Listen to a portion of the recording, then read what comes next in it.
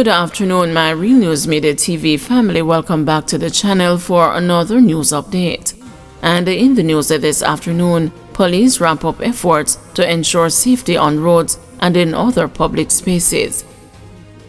The Public Safety and Traffic Enforcement branch of the police force says it is ramping up efforts to ensure public safety and reduce road fatalities during the festive season and beyond. It is doing this through increased patrols, public education campaigns, and the stricter enforcement of road traffic laws. We have been communicating through various channels, including our website, social media platforms, radio forums, and community meetings to provide critical information on safety and security. This includes guidelines for staying safe in public spaces, particularly on roadways, and practicing responsible behavior during social and entertainment activities, explained Assistant Commissioner of Police Gary McKenzie.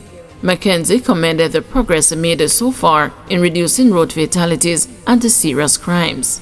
We are seeing a 14% decline in road fatalities this year compared to last year. This is encouraging, but that does not mean we are comfortable and satisfied.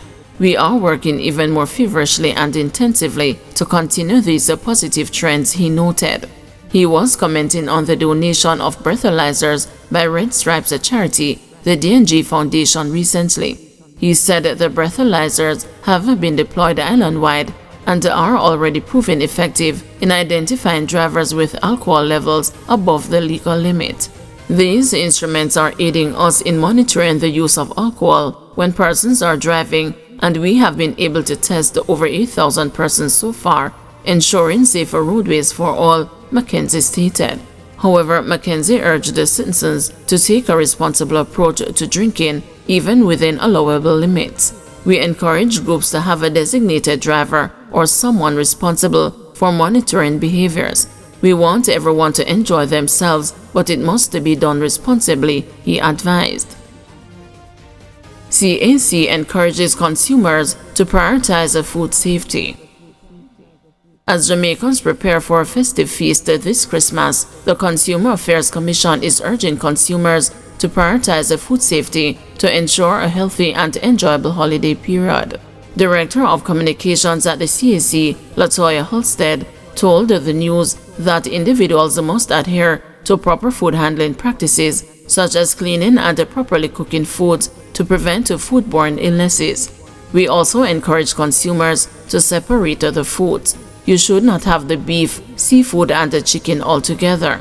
They must be separated because each will have its own type of bacteria, and you do not want those types of cross-contaminants, she said. Halstead is also reminding the public that the leftovers should be refrigerated within 2 hours after cooking has been completed. By then, bacteria can start growing again, and you do not want to be ill during the holidays or make anyone else sick, she said. Meanwhile, Director of Research at the CAC, Raquel White, is encouraging consumers to be vigilant in their last-minute shopping for holiday deals. During Christmas, supermarkets often put items on special. Consumers love a deal, and it is not that the supermarkets are doing something wrong, but you, the consumer, is expected to look at the expiry date, she said.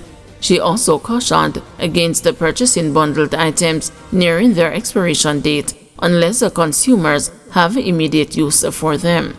Additionally, White is reminding consumers to inspect the packaging for damage. Ensure that the cans and the packages are in good condition and that the food will still be good when you are ready to consume it, she advised. JUTC extends operating hours on several routes. Commuters in the Kingston Metropolitan Transport Region can expect the changes to several Jamaica Urban Transit Company routes during the holiday period. Extended hours will be provided up to midnight on Christmas Eve and 3 a.m. on New Year's Eve on routes operating from the company's 3 main depots in Portmore, Spanish Town, and Rockfort. The routes include from Portmore 3, 3A, 12, 17, 18, and 20. Spanish Town 21, 22, 30, 31, 32, 44, 46, and 47. and Rockford 50, 52, 53, 54, 61, 75 among others. Natalia Palomino, marketing and sales manager at the JUTC, says that the extended hours are intended to facilitate the expected increase in demand for the service during the holiday period. She noted that the JUTC typically provides a service to those high-demand routes between the hours of 4 a.m. and 10 p.m. daily. For Christmas Day and Boxing Day, regular service hours will be observed across all routes. Policeman kills a sex worker who was reportedly attacking a man with a knife. The Independent Commission of Investigations is probing the fatal shooting of a female sex worker by a police officer in St. James this morning. The shooting happened shortly before 7 at the Old Shoes Market, downtown Montego Bay. It is reported that the woman was chasing a man with a knife when she was ordered by the police to desist. She reportedly disobeyed and continued her pursuit, as a result of which the officer shot her. She died at the scene. Employees at CVM Television reportedly restive. Employees at CVM Television are reportedly restive, having not yet received their December salaries. The workers are complaining that for several months there have been lengthy delays in the payment of salaries, with some employees only recently receiving their November pay, while others are yet to be paid. They claim the company's management has not been forthcoming on when the salaries will be paid. They say this has had a negative impact on their ability to fulfill their monthly obligations.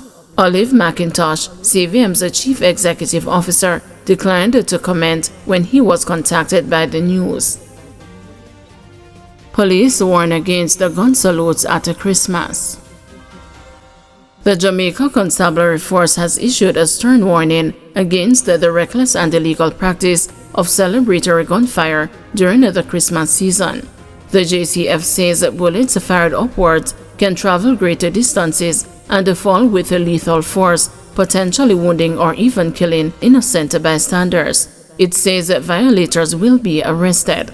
In that regard, Commanding Officer for the Area 1 Police, Assistant Commissioner Glenford Miller, has announced that there will be a special focus on locations where gun salutes have occurred in the past. My message to those persons who actually like to participate in incidents or situations like this: put down your gun. This is not the time for it. It's not a gun salute. Put down your guns. And the best thing, not just put down your guns, hand over your gun to the police. That is exactly what you need to do. And all those areas that we considered over there where history would have shown that these persons love to do their gun salutes, we will be as best as possible dominating these areas to try and prevent any gun salute. And if persons make the mistake and try to do these gun salute, we want to be there so we can apprehend them. Guys, thank you for watching. See you this evening at 6 p.m. for another news update.